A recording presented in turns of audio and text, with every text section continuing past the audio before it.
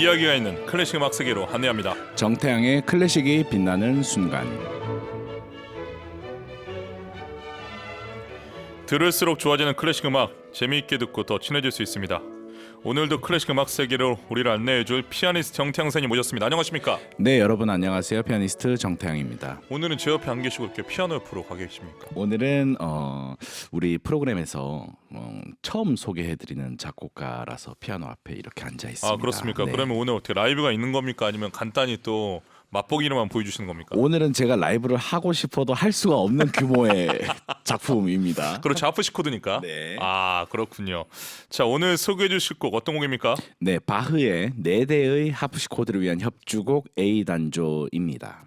2023년 4월 4일에 모차르트 우리가 논피안드라이 더 이상 날지 못하려 첫 방송을 시작해서 오늘의 화요일 코너 무려 102회째 방송입니다. 와, 그럼 102주 동안 방송이 되었다는 거잖아요. 와, 정말 대단합니다. 아, 저도 좀 놀랐는데 네. 벌써 횟수로 저는 5년 차가 됐더라고요.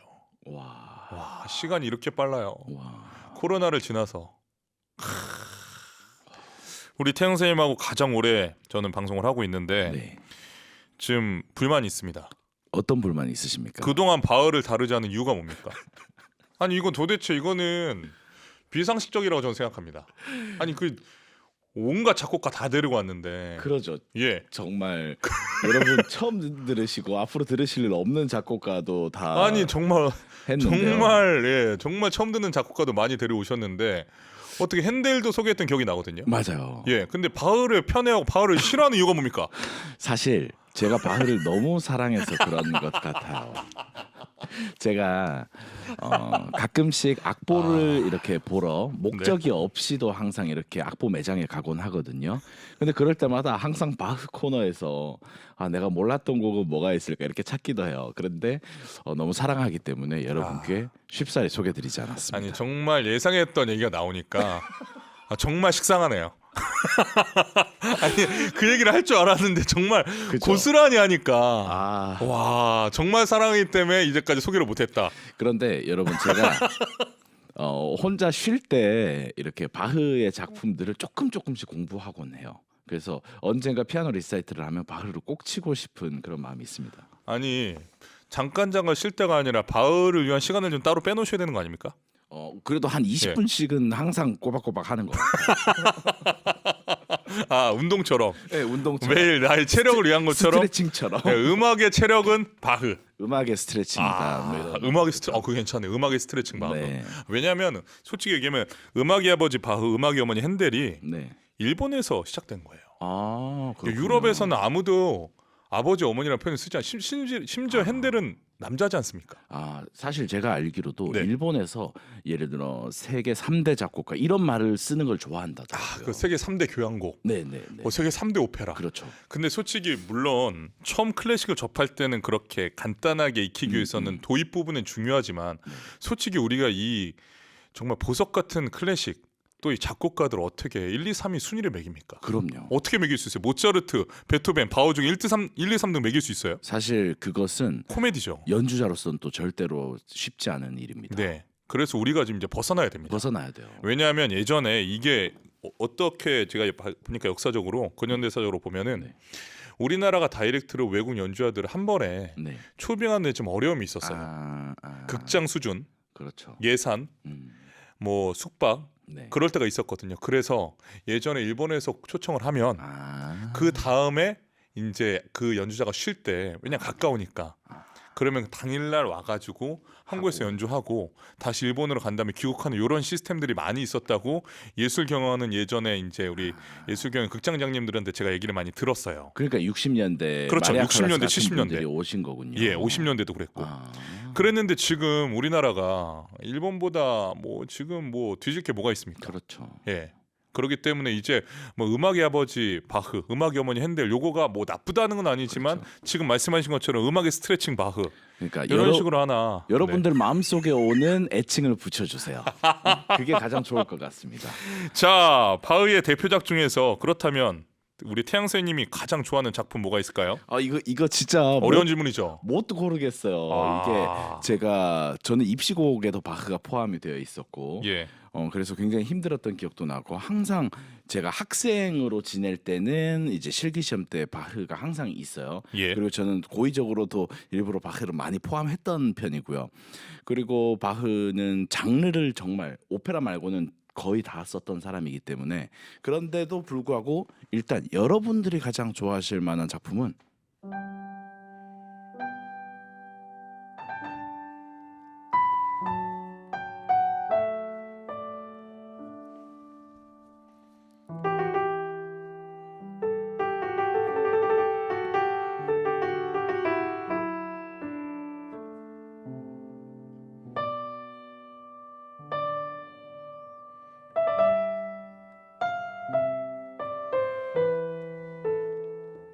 이런 곡이 있습니다. 이것은 바흐의 골트베르크 바레이션 중에서 아리아입니다. 대표적으로 그 곡을 가장 그러면 좋아하는 곡으로 여러분들이 꼽으시는 겁니까? 가장 사랑하시는 곡이고 저도 좋아하는 곡이죠. 아, 당연히. 그러니까 여러분이 아니라 저는 정태양이 좋아하는 곡. 정태양이 좋아하는 거 이게 너무 고르기 힘든데요. 하나 짧게 들려드릴게요. 바흐의 파르티타. 파르티타라는 작품 중에서 1번 프렐류드입니다.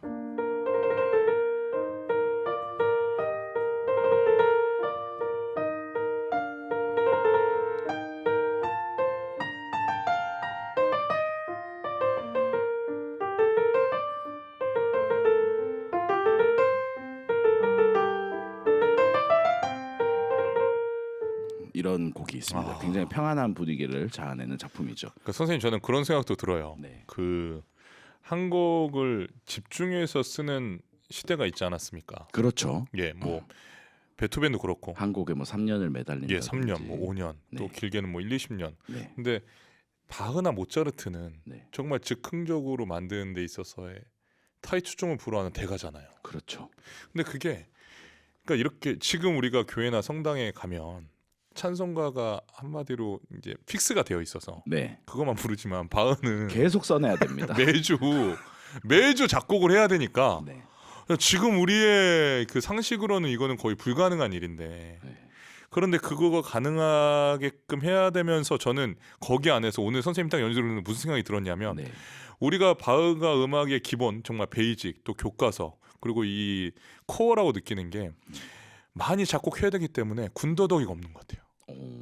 왜냐하면 짧은 시간 안에 전달해야 되니까 심플할 수밖에 없는데 그게 오히려 지금 복잡한 우리 시대에는 화성에 젖어 있는 우리 지금 이 시대에는 정말 가면 갈수록 빛을 발하지 않나.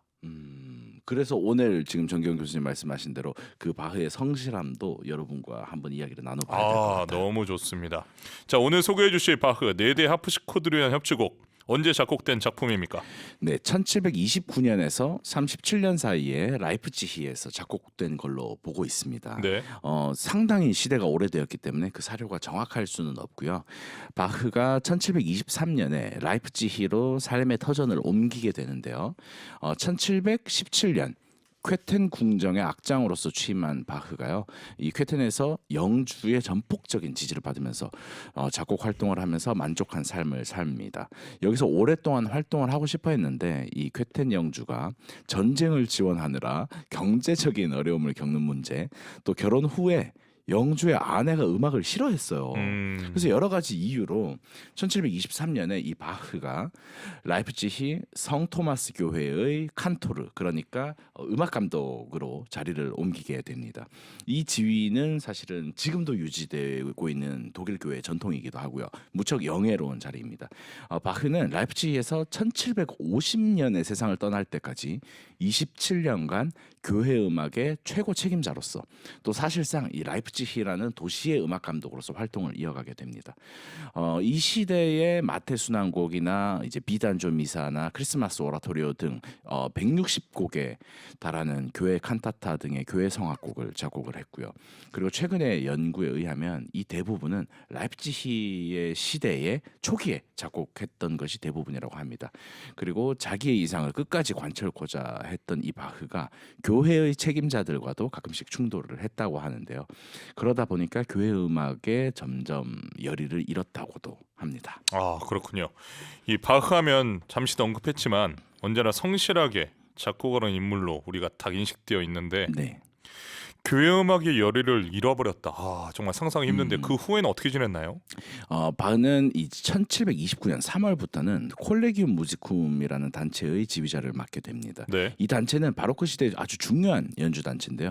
현재까지도 그 전통이 이어지고 있고요. 그리고 주로 대학생들로 이루어져 있어서 커피 하우스에서 주 2회 2시간씩 연주회를 가졌고 바흐가 이 단체를 위해서 많은 작품을 작곡했습니다. 아, 그렇군요. 그런데 4대 하프시코드를 위한 협주곡은 바흐가 작곡한, 그러니까 순수하게 작곡한 작품이 아니라 기존의 작품을 편곡을 다시 한 거죠? 네, 이 당시에는 예. 친구 작곡가, 선배 작곡가 아니면 악보로만 보았던 그냥 다른 나라의 어떤 작곡가의 작품을 패러디하기도 하고 또 그것을 이제 동기로 삼아서 새로운 편곡을 펼치는 그런 것들이 굉장히 유행하던 시대였습니다. 이 바흐도 예외는 아니었고요. 그래서 4대를 위한 하프시코드 협주곡은 안토니오 비발디의 4대의 바이올린을 위한 협주곡 A 단조를 편곡한 작품입니다. 이 작품을 하프시코드 합주를 위한 새로운 편성으로 완전히 편곡했고 또 어떻게 생각하면 악기가 달라졌을 뿐만 아니라 완전히 재해석했다고 할 수 있겠습니다. 그 비발디의 리토르넬로 형식을 물어보기 이전에 네. 저는 참 이 부분이 좀 시대의 이 문화를 알 수 있는 부분인데 만약 요즘 시대에 이렇게 가지고 왔다면 네. 문제가 되지 않습니까? 허락 없이 절대 가져오면 안 되죠. 그렇죠. 바레이션이라는 정확한 명시가 있지 않는 상황에서 가지게 되면 표절이 되니까. 네. 근데 이때는 그게 자유롭기 때문에 유행이었어요. 꽤 오랫동안 사실 그러니까 그래서 유행이었거든요. 저는 이 주옥 같은 곡들이 더 발전하고 변화돼서 공표되는 데 유리했다고 봐요. 지금은 좀 무섭잖아요. 지금은 제약이 많으니까. 절대 안 되죠. 저 자체도 예를 들어서 좋은 멜로디의 곡이 있는데 이걸 부르고 음원을 내려고 하면은 절차가 많거든요. 그렇죠. 예, 작곡가 찾아가야 되고 작사가 찾아가야 되고 저작권 협회 찾아가야 되고 우리 방송도 마찬가지예요. 이 다시 보기 했을 때 이 음악이 나오는 게 어려운 게 네. 그런 부분들이 많이 있지 않습니까? 아. 그리고 예전에는 선생님 생각해 보세요. 그 절기, 그러니까 한마디로 뭐 크리스마스 때라든가 네.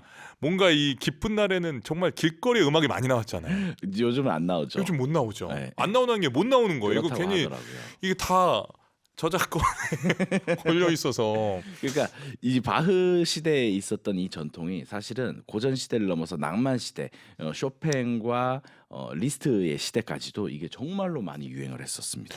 저 오늘 태영 쌤하고 대화를 나누다 보니까 갑자기 드는 아이디어인데 저는 1년 중 한 달은 네. 이 저작권 협회랑 정부랑 잘 얘기를 해가지고 네. 저작권 없이 무조건 다 틀어라. 그냥 이런 달이 한 달이 있으면 좋겠다. 그 대신 새로운 편곡은 하면 안 되는 거죠. 그 기간에 몰래. 아, 흥미롭습니다. 자, 다시 돌아오겠습니다. 비발디의 리토르넬로 형식 무엇입니까? 네, 리토르넬로 형식이 사실 이 원곡 비발디의 작품에 들어 있는데요. 네. 아주 쉽게 말하면 오케스트라가 연주하는 전체 연주 부분과 솔로 부분이 번갈아 가면서 나타나는 형식을 말해요. 그래서 오늘 음악도 듣다 보시면 뭔가 약간 이게 약간 무한 반복의 세계인가 이런 아하. 생각이 들 수도 있는 그런 굉장히 재미있는 작품입니다. 그럼 비발디에 대한 연구를 위해서 편곡을 시도했던 겁니까? 그렇다고 보는 견해가 있는데요. 아. 이 바흐가 지휘하던 네. 콜레기움 무지쿰의 연주를 위해서 편곡되었을 가능성도 있습니다. 그러니까 아까 전에 2주에 한 번씩 2시간씩 공연을 했다고 하잖아요. 예. 그런데 이 당시에는 지금처럼 작품이 그렇게 많지 않은 시대였습니다. 그러니까 출판이 뭐 디지털로 돼서 우리가 외국의 악보를 공수할 수 있고 이런 상황이 아니었기 때문에 책이 귀했죠. 그렇죠. 관중들은 계속 새로운 작품을 원했어요. 그렇기 때문에 패러디도 해야 되고 창작도 해야 되고 여러 가지가 있지 않았을까라는 생각을 또 하고요. 그리고 이 콜레기움 무지쿰이라는 단체에는 바흐의 아들들과 제자들 그리고 지역의 연주자들이 함께 참여를 했습니다. 특히 바흐의 아들들 모두가 하프시코드 연주에 굉장히 능했다고 해요. 그리고 바흐의 집에는 이 하프시코드가 5대나 있었다고 하는데 이 곡을 편곡해 놓으면 아들들이랑 같이 연주할 수 있는 그런 상황이 되는 거죠. 이런 점들이 4대 하프시코드를 위한 협주곡을 편곡하게 했을 것 같습니다. 와, 그러니까 종이도 귀하고 네. 악보도 귀하고 그런 시대에는 이렇게 자유로운 바리에이션이 가능했는데 네. 지금처럼 종이와 악보가 그때 당시보다 훨씬 보편화되어 있는 그럼요. 이런 그런 시대인데 시대였죠. 바리에이션에서는 제약이 있다. 맞아요. 참 시대적 상황이 아이러니합니다. 자, 이 곡은 4대의 하프시코드가 말씀하신 것처럼 각각 독립된 선율로 연주하는 겁니까? 네, 독립된 선율을 연주하지만 예. 같은 선율을 계속 반복시키는 그런 형식이 많습니다. 하프시코드라는 악기의 기교적인 가능성을 극대화하면서 또 서로 상호작용하고 음향적으로 이게 뭔가 빡빡하게 차 있고 그런 것들을 보여주는 결과물이라고 할 수 있습니다. 그리고 건반 악기로 편곡하면서 당연히 악기의 특성을 고려했고, 그러니까 굉장히 생명력이 넘치는 곡으로 만들어 두었습니다. 그렇군요. 이 곡 오늘날에도 연주가 자주 되고 있지 않습니까? 연주가 자주 되고 있어요. 사실 이 곡이 멜로디가 아주 단순해요.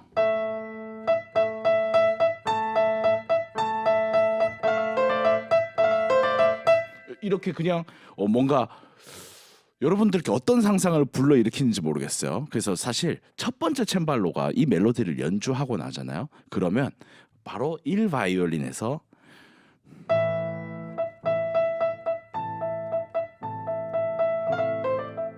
그런데 2바이올린은 그냥 반주를 하다가요. 그 다음에 합쳐집니다. 그래서 같이 치면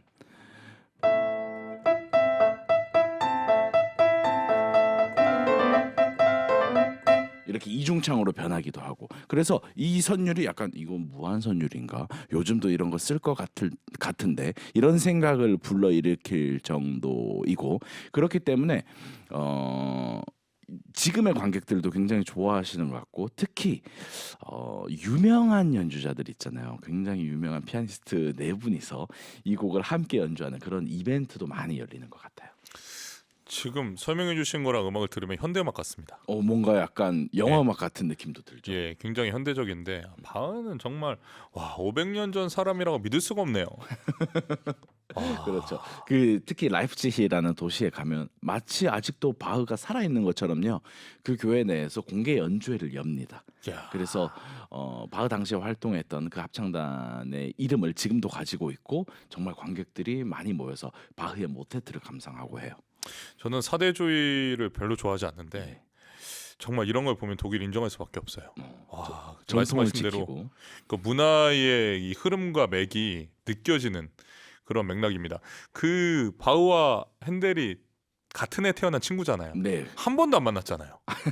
독일에서 태어났는데. 사실은 핸델은 영국에서 많이 활동했지만 사실 독일에서 태어났습니다. 그러니까요. 영국으로 건너간 거지. 그리고 핸델이 태어났던 그 도시가 또 바흐의 이 라이프치히와 그렇게 멀지는 않거든요. 그러니까 근처인데. 참 재밌어요. 자, 다시 돌아가겠습니다. 근데 이제 하프시코드 4대라고 말씀하셨는데 네. 좀 오버 아닙니까? 4대. 4대가 어떤 느낌을 줄지. 그런데 그쵸? 제가 봤을 때는 이거 저 좀 정답을 찾았어요. 네. 유출해 보면 집에 지금 4대가 있다면서요. 집에 이 하프시코드가 많았어요. 5대인가? 5대가 있었어요. 그러니까 한 대는 양심적으로 좀 상태가 안 좋았나 봅니다. 한 대는 쉬게 두고 네, 한 대를 좀 제쳐두고 거의 4대면 약간 오케스트레이션 느낌이네요. 그렇죠. 예, 그래서 실제로 들을 때도 이 하프시코드라는 악기는 음량이 생각보다 작거든요. 아주 작죠. 그런데도 굉장히 풍성함을 느끼실 수 있습니다. 지금 합시코드 연주 들으면 우리가 피아노 소리 익숙해져 있어서 네. 정말 작지 않나요? 저는 들을 때마다 놀랐거든요. 맞아요. 그래서 더 귀 기울이는 것 같아요. 제가 이 스튜디오에서 그 악기의 소리를 표현해드리지 못해서 너무 죄송해요. 아니 그 아쉬운 얘기를 이렇게 하십니까? 너무 듣고 싶은데. 악기를 가져와야 돼. 근데 하프시코드는 또 네. 피아노는 한번 조율하면 네. 그래도 좀 연주하는 동안에는 충분히 가잖아요. 그렇죠. 근데 하프시코드는 계속 또 음정이 떨어지니까. 그렇죠. 조명에도 떨어지고요. 네. 이 온습도에 굉장히 예민하고, 그래서 조율사님이 계속 대기하고 계세요.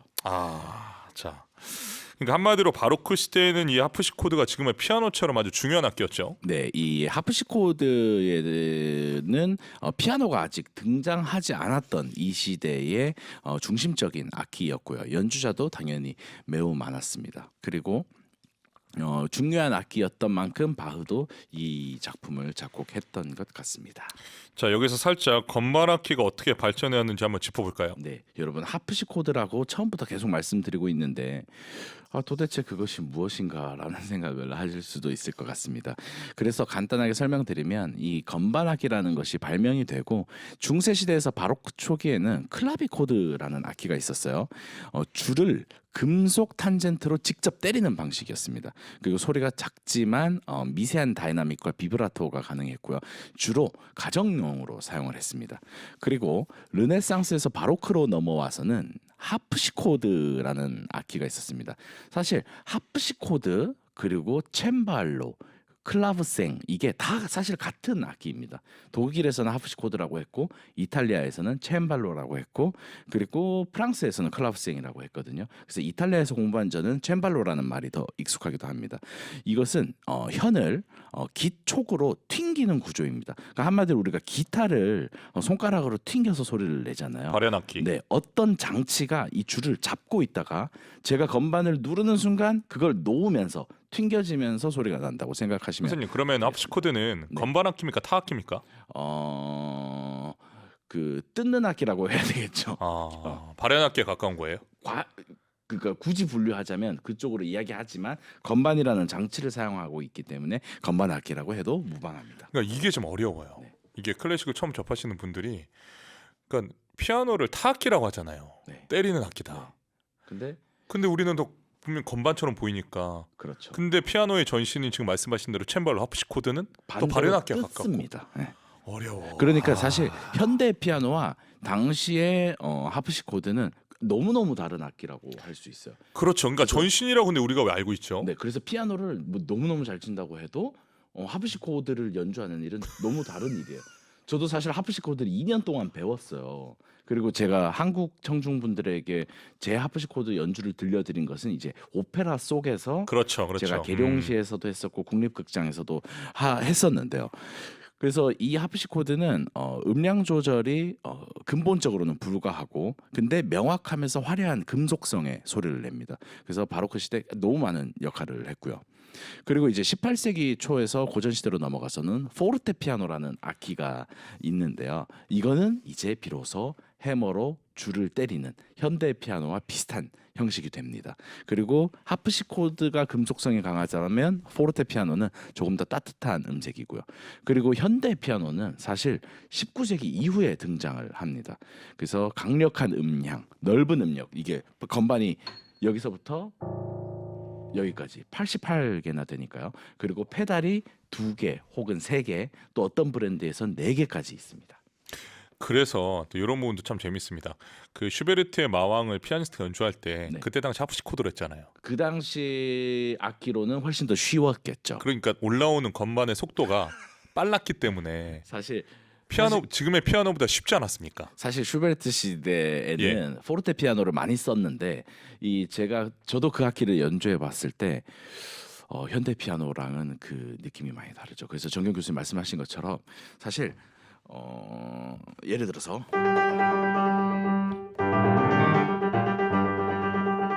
이렇게 계속 오른손으로 연타를 한 4분 동안 계속 쳐야 되거든요. 그런데 그 당시에는 조금 수월했을 거예요. 그러니까요. 왜냐하면 지금 설명해 주신 걸로 들어보면 하프시코드, 챈발로는 이 소리 음량 조절이 지금의 피아노보다 안 됐기 때문에 네. 어떻게 보면 일정한 소리를 계속 내는 거에 대한 작곡이 좀 유리하잖아요. 네. 하지만 지금 피아노는 지금 잠시 치신 거에도 크레션도 데크레션도가 있지 않습니까? 네, 맞습니다. 그런 표현력이 가능한 대신에 올라오는 건반의 속도는 하프시코드보다 느리기 때문에 그렇죠. 우리가 감상할 때 그런 포인트를 또 보시면 맞아요. 그래서 실제로 요즘 피아니스트 중에 슈베르트 마왕이나 그런 연타석을 잘하는 분들은 정말 대단한 거 아닙니까? 대단하죠. 근데 사실 여러분 이 악기의 특성이 사실 어떤 게 있냐면 예를 들어서 바흐 시대 사용했던 악기가 다르고 슈베르트 시대 사용했던 악기가 다르잖아요. 근데 지금 정경 교수님 말씀하신 것처럼 요즘 악기랑 이게 좀 안 맞는데 이게 건반 간격이라든지 무게라든지 이럴 때가 있어요. 사실 그래서 정경 교수님께서 슈베르트의 마왕을 예로 들어주셨으니까 제가 이 슈베르트 마왕을 어느 공연장에서 치고 있는데 이게 그냥 보통의 피아노로 쳐도 상당히 힘이 든데 그날 이 피아노가 너무 습기를 많이 넣어가지고 너무 무거웠어요. 그런데 이미 조율사님이 퇴근을 하셨고 그래서 근데 사실 그게 현장 조율로는 끝나지가 않아요. 이게 한 10시간짜리 작업을 해줘야 제가 원하는 피아노로 만들어지거든요. 정말 팔 떨어지는 줄 알았어요. 그날. 저는 그래서 이 대화를 나누는 이유가 여러분, 저는 목적이 명확합니다. 우리가 지금 감상하는 그 대부분의 클래식 음악들이 솔직히 낭만주의 시대 이후가 지금 멜로디가 우리가 듣기 좀 편하잖아요. 네. 그런데 오늘 바흐를 소개하면서 결과적으로 고음악을 얘기하는데 여러분, 그 고음악이 처음 듣기에는 어려울 수 있어요. 지금처럼 음량 조절이 가능하지도 않고 또 태양 선생님 말씀하신 것처럼 반복되는 구간도 많지 않습니까? 네. 하지만 고음악에 빠지면 그야말로 정말 클래식의 정수 아닙니까? 맞습니다. 그래서 여러분들 예. 바흐 당시의 악기로 지금 연주하지 않고 모던 피아노로 연주하더라도 그것은 또 얼마든지 가능한 일이고요. 또 어쩔 때는 바흐 당시 악기로 연주하는 음반을 들어보셔도 그 비교가 굉장히 재밌는 포인트가 되실 것 같아요. 저는 참 이 바흐를 나중에 꼭 만나서 물어보고 싶어요. 당신의 음악이 클래식 지구상의 가장 기본이 됐고 정말 수많은 바리에이션이 됐고 당신으로 인해서 정말 많은 작곡자들과 연주자들 그리고 관객들 사람들이 영감을 얻어서 행복해졌다. 그럼요. 이게 당시에 라이프치히의 한참 후배였던 작곡가 맨델스존도 바흐의 작품을 공부했고요. 네. 그 현대 작곡가들부터 모든 연주자들이라고 할 수 있겠죠. 이렇게 우리가 정말 그 에너지를 쏟으면서 바흐에 대한 이야기를 나누니 끝이 없습니다.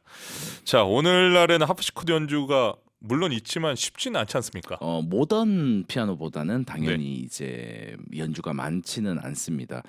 바로크 시대의 중심악기의 역할을 하다가 포르테 피아노라는 악기의 등장과 함께 점점 밀려났고요. 20세기 초반에 고음악 운동을 통해서 다시 주목받기 시작했습니다. 그리고 현재는 주로 바로크 및 고전 초기 음악의 원전 연주에 사용이 되고, 하지만 현대 작곡가들도 이 합시코드를 자신의 작품에 포함해서 작곡하는 경우가 있고요.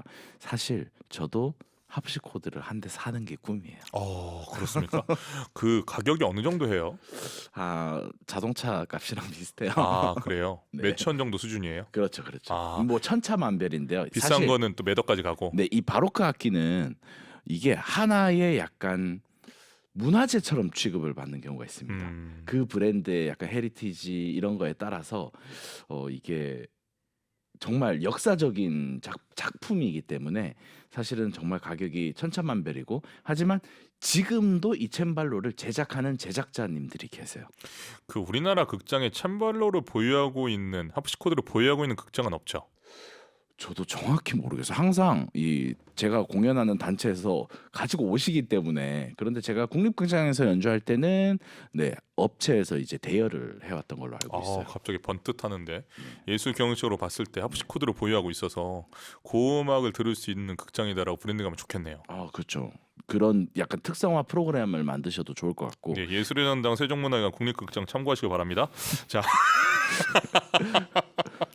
자 이제 4대 하프시코드를 합치고 A단조 감상할 텐데 포인트 짚어주시죠. 네, 들어보시면 도대체 어디에 건반 악기가 들어있다는 거지라는 생각이 드실 수도 있을 것 같아요. 이 하프시코드의 소리를 처음 듣는 분들은 조금 낯서실 수 있거든요. 그런데 아까 제가 처음에 들려드렸듯이 네. 처음 나오는 이 멜로디가 바로 하프시코드입니다. 그러면서 그 음색과 똑같은 악기들이 얽히고 설키면서 이 작품이 계속 이어진다고 할 수 있을 것 같습니다. 그래서 오케스트라와 하프시코드 4대가 연주할 때 이 하프시코드의 소리를 여러분 잘 한번 찾아보시고요. 그리고 이 음악이 가지고 있는 뭔가 박진감 넘치는 면도 들어주시면 좋을 것 같습니다. 네.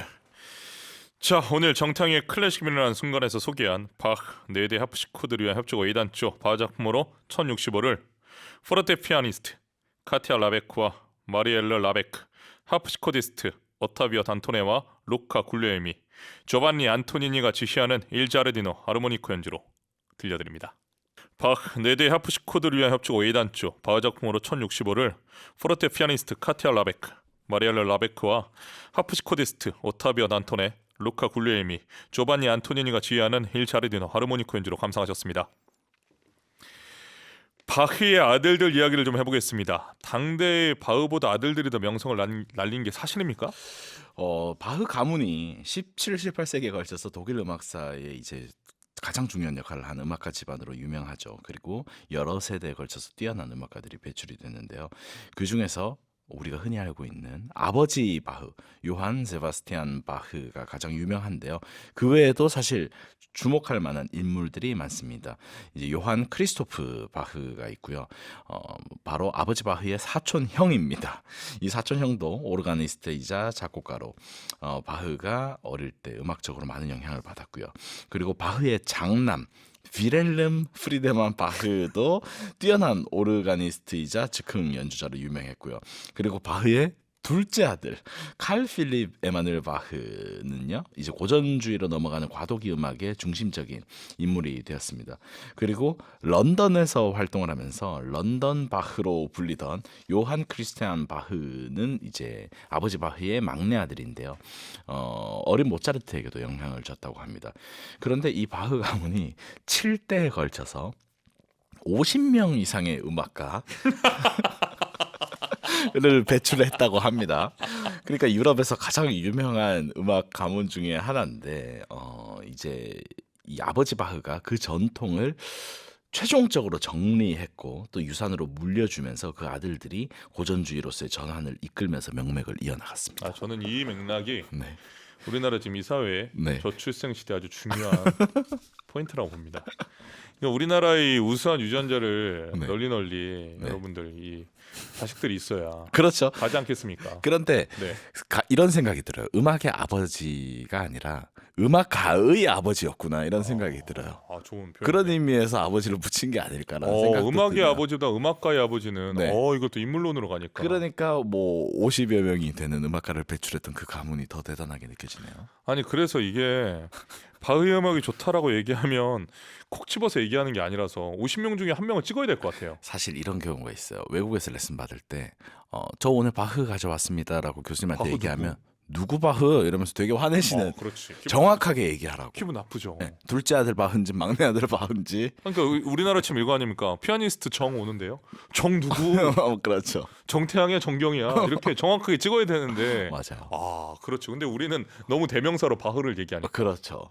그와 반대로 핸델은 핸델밖에 없죠. 핸델은 핸델이에요. 이게 또 그렇군요. 올리원과 넘버원 싸움이구나. 근데 너무 재미있게도 제가 이번에 독일 다녀왔을 때도 저는 항상 독일을 갈 때마다 그 바흐가 근무했던 성토마스 교회를 가거든요. 이번에 사실 거기 기념품 샵에서 산 것도 없으면서 괜히 항상 갔다가는 와요. 서성거립니까? 네. 그리고 이번에는 바흐 박물관도 갔다 왔어요. 네. 그런데 이 상품들 팔잖아요. 굿즈 같은 거. 항상 아버지 바흐 것만 있는 것 같아요. 이게 또 이제 그런 또 굿즈는 아무래도 아버지 바흐 쪽으로 몰려 있군요. 결국 아버지를 넘지 못한 것인가 그런 생각이 들어요. 리오 범성님, 바흐의 4대 합시코드를 위한 협치고 A단조는 후반부로 갈수록 박진감과 긴장감이 넘쳐 분위기가 고조되어 고음악의 매력도 느낄 수 있어 좋네요 라고 보내주셨습니다. 제가 원하는 바입니다. 여러분, 고음악은 처음에는 좀 어려울 수 있습니다. 네. 반복이 되고 지루할 수 있고 좀 머리가 아플 수도 있어요. 저도 그랬거든요. 그래서 고음악은 타이레놀이다 옛날에 제가 막 그런 것도 했는데 너무 머리가 아파서. 그런데 고음악의 매력에 빠지면 헤어나오지 못하지 않습니까? 여러분 그 이제 인터넷 예매 사이트에 가시면 이렇게 바로 그 고음악 연주들이 우리나라에서도 되게 막 그래도 많이 있습니다. 그래서 그냥 가셔서 이렇게 바흐가 커피 가게에서 연주했던 걸 상상하시면서 이렇게 들어보시면 굉장히 힐링의 시간이 되실 것 같아요. 그리고 또 고음악 연주자들은 지금 현대악기를 연주하는 연주자들은 제가 보기에 스탠스가 좀 달라요. 그러니까 뭐냐면 현대 연주자들은 네. 비르투오저적인 부분, 네. 스킬과 테크닉에 솔직히 좀 쏠려 있는데 네. 고음악은 별로 그냥 잔잔하게 흘러가고. 그러니까 한마디로 그림을 세밀하게 디테일 그리는 게 아니라 큰 그림을 그린 느낌이라. 저는 제가 이제 합시코드를 배울 때 예. 제가 2년간 배웠는데 학교에서 처음에 배웠을 때 그 교수님이 너무 힘든 분이셨어요. 너무 엄격하시고 정말 암기할 걸 너무 많이 내주시고, 그리고 이제 제가 다른 기관에 공부를 하러 갔을 때 합시코드 과목이 있는 거예요. 그런데 이제 사무실에서 연락이 왔습니다. 이번 합시코드 수업은 어느 교수님이 맡아주실 겁니다. 제가 학교에서 배웠던 교수님이 또 오신 거예요.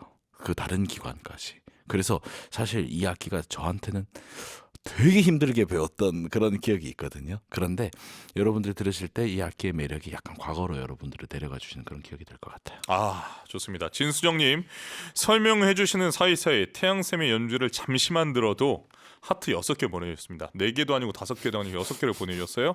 고음악의 매력을 알게 해주셔서 감사해요. 값진 시간이네요. 보내주셨습니다. 8572 쓰시는 분, 태양샘의 바흐 연주 첫 부분이 너무 좋아서 잠시 천국에 온 느낌이었어요. 아마 어. 골트베르크에서 그렇게 천국의 계단입니까? 천국의 헬스장에 있는데. 천국의 계단입니다, 네, 여러분. 정말 저 천국의 계단 탈 때마다 죽었거든요. 정말. 자, 문미지님, 태양쌤이 100위의 방송이라는 말씀이 반가워서 문자를 보냅니다. 제가 작년 11월부터 아침마다 산에 갔는데 오늘이 100일째 되는 날이에요. 와, 정말 대단하십니다. 와, 조혜연님, 정경님 클클 너무 좋네요. 덕분에 오전 업무 즐겁게 하고 점심 먹으러 갑니다. 정경님도 모두들 맛점하세요. 말씀대로 앞으로 자주 올게요. 보내주셨습니다. 자주 오시기 바랍니다. 조혜연님 기다리고 있겠습니다. 자, 오늘 102회 만에 네. 처음으로 바흐를 다뤄주셨습니다. 그 합시코드 외에 바흐가 지금 소개할 게 뭐 너무 많지 많아요. 않습니다. 너무 많아요. 예, 바흐의 사랑한다고 성악- 말만 하지 마시고 좀 바흐를 자주 했으면 좋겠습니다. 아, 정말로 이제는 네. 바흐를 일부러 좀 포함을 시켜봐야 될 것 네. 같아요. 너무 좀 소외시켰습니다. 뭐 바흐가 블랙리스트도 아니고. 열심히 한번 쳐보도록 하겠습니다. 자, 너무너무 즐겁게 또 오늘도 인터뷰도 하고 네. 또 대화도 나누고 음악 사이에 대한 얘기도 나누고 또 피아노도 들었습니다. 한 주 동안 건강하시고 네, 여러분도 건강하시고 행복한 하루 보내십시오. 다음 주에 뵙겠습니다. 감사합니다. 수고하셨습니다.